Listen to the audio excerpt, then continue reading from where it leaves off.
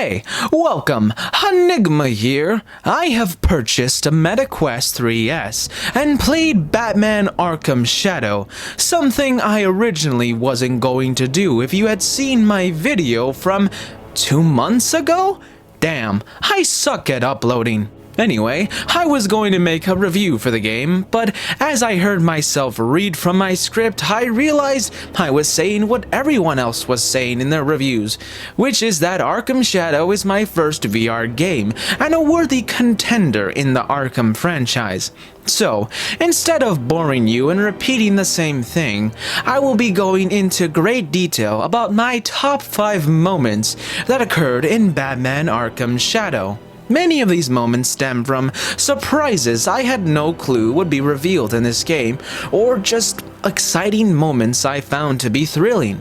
Without further ado, let's go to number 5, Post Malone. When we begin the game, we're inside of an apartment, and if you look at your arms, you see we are what appears to be a criminal. Our mission is to destroy the bat signal with a Molotov cocktail. After getting caught by the GCPD, we reveal ourselves as Malone. As soon as I heard this name, a smile rose upon my face, as I am very familiar with the name Malone.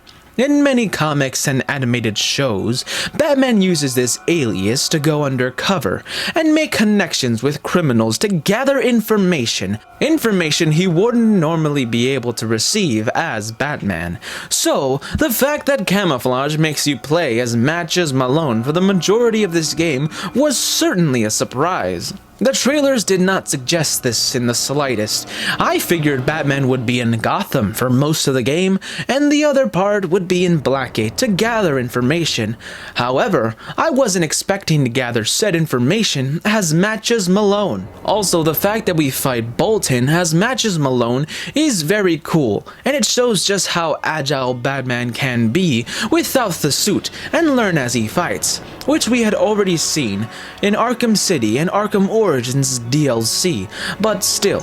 Plus, we take on Bolton, who is about twice our size. But yeah, playing as Matches Malone was a lot of fun, and I like how he gets the nickname Matches from Yamashiro, as he used matches to light up the Molotov cocktail to throw onto the bat signal. Very fitting. For number 4, we have Jongleur and Friends. I was half expecting the Joker to be here, have a minor cameo or two, but the way it's presented in this game is chef's kiss. The Joker is heavily overused in the Arkham games, according to many fans of the franchise. And me, I say that same thing too. Camouflage knows the fans and their desires and complaints. So, while the Joker does have a cameo in this game, it's even better because we do not see him. As Matches Malone, we're put into solitary confinement, where all of the worst criminals are being held. Next to us is the Joker, where when we knock on the wall, we can hear his voice. He even recognizes us straight away as Batman, rather than the facade Malone. Yeah, I'm pretty sure I'd remember meeting a freak like you. Tut tut, Batsy Boo. The Eastern voice might fool the rest of these dimwits, but me? Oh, you and I have something special. What do you want? Not only is the Joker here, but so is Black Mask, Firefly, and your mom. As we knock on each person's cell, we can hear voice lines from the original voice actors for each character. This was such a fun Easter egg cameo, whatever you want to call it. It makes sense, as these are all main threats from Batman Arkham Origins, and this is not only a sequel to that game, but a love letter. Amazing attention to detail like that is what made me appreciate just how dedicated the team at Camouflage were in their research just with the small details alone. As for number 3, we have Bryce and Harley. From the trailers, it was evident we would see Harvey Dent as the district attorney. I mean, hell, there he is. Look at how handsome he is. But what I didn't expect to see were flashbacks of Harvey and Bruce's childhood. It's never implied in the other games that these two were that close, other than Harvey's final voice lines to Batman and Arkham Origins should you choose to beat him after his identity is revealed. So is it true? Bruce? don't answer then, we know the truth. You aren't Bruce Wayne. Jim Gordon and I, we didn't strike a deal with Bruce Wayne. And it's sure as hell not Bruce Wayne waiting on the rooftops each night. This is who you are. See? We get it, Bruce. It's not the face you're given. It's the face you choose. Still, in those voice lines, we only know the two were heavily acquainted, friends even, but childhood friends? That came as a surprise, and seeing those flashbacks made me appreciate Harvey's character a lot, as in the other games, he's heavily underused and mistreated.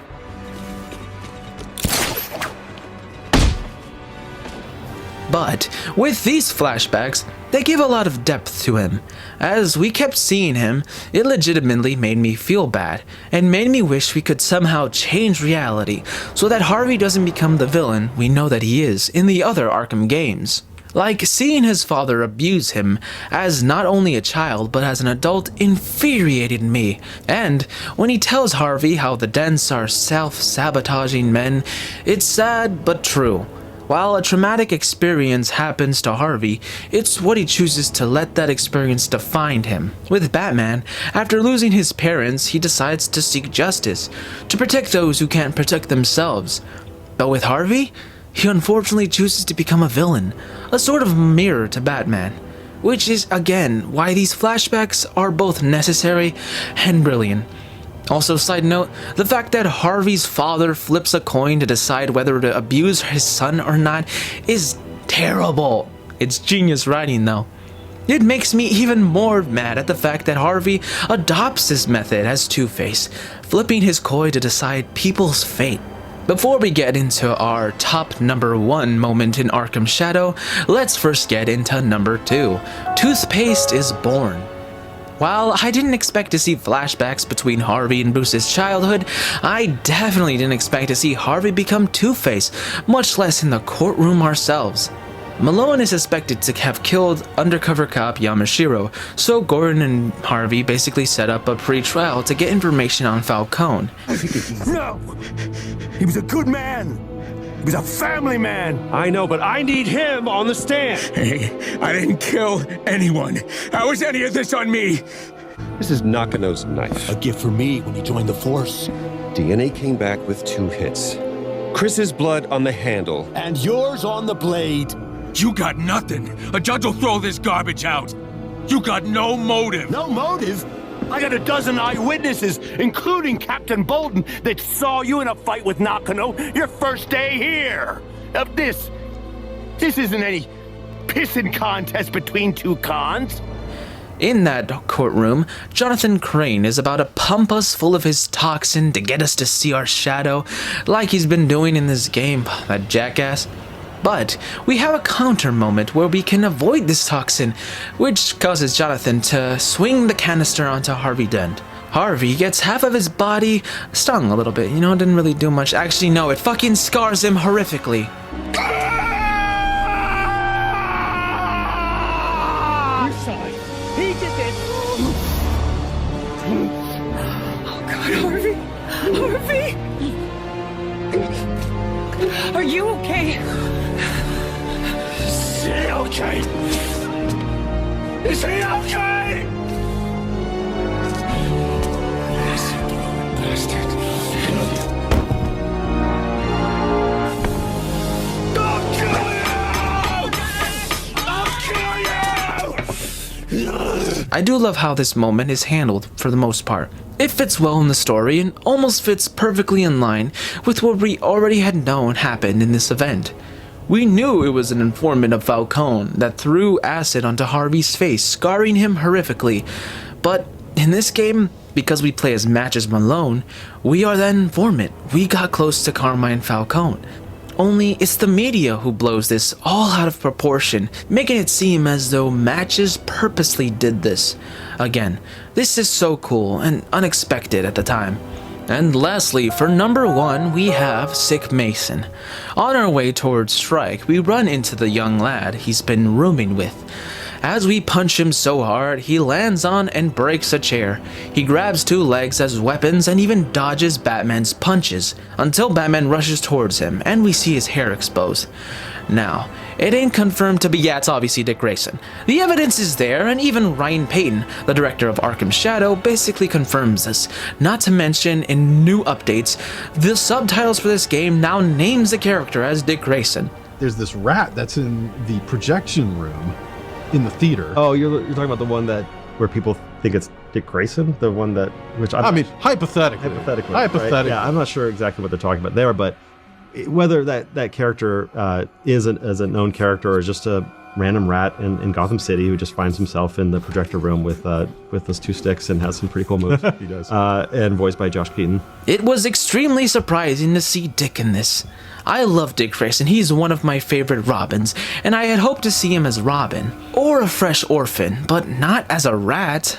While I prefer the typical origin for Dick Grayson where his parents fall to their death and Batman is for some reason in the audience seeing this then decides to adopt him and raise him, I don't mind this because this is an interpretation of him and his origin and it does fit well for his character, making sense as this series doesn't always rely on comic accuracy, and it makes sense that Batman would adopt a struggling orphan in his struggles who gives in to his anger, much like Batman in this interpretation as well. Because in Batman Arkham Origins, we see him angry. Hell, we see him angry in this game.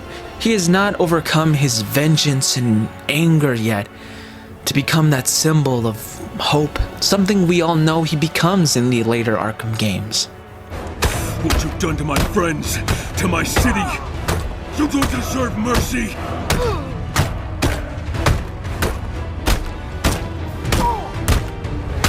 Also, the fact that we have Josh Keaton as Dick again, after previously playing him in Arkham Origins Online, is insanely cool. You can't stop this, Batman. This is bigger than any of us. And I just love Dick, so seeing Dick on my screen felt nice.